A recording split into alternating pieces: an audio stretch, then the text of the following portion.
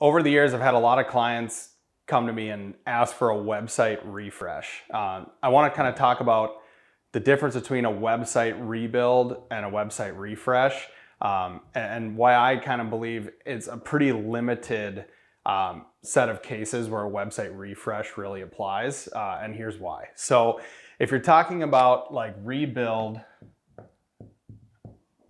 versus refresh,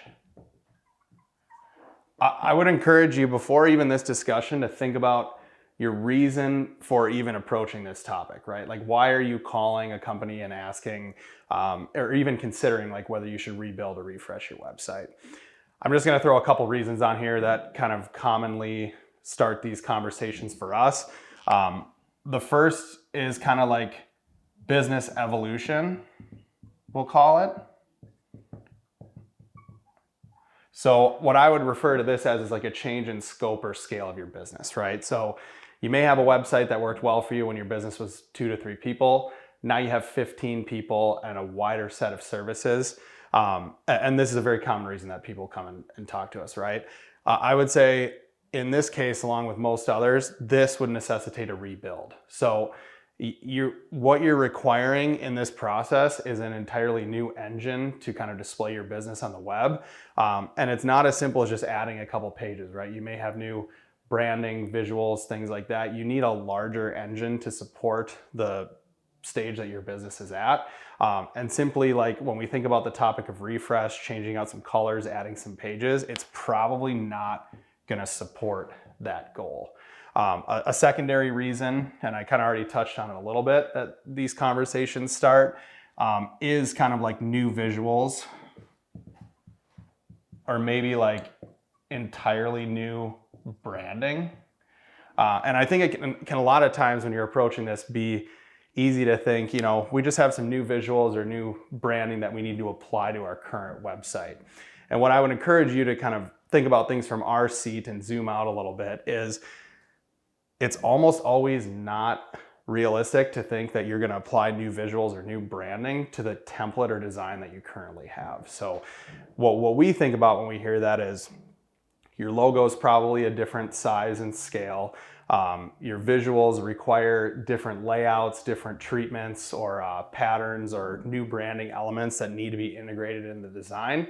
And the reason that that oftentimes doesn't work is it can be as much work or more to kind of modify your current template or design to accommodate your new visuals and branding, and the end product probably is not going to look as good as if you just started with a rebuild process, if this is the reason behind wanting to redesign or refresh your website. The third is change in website platform or software. What I mean by this is, you might be going from Squarespace to WordPress because WordPress offers some things that Squarespace doesn't for the new needs of your business.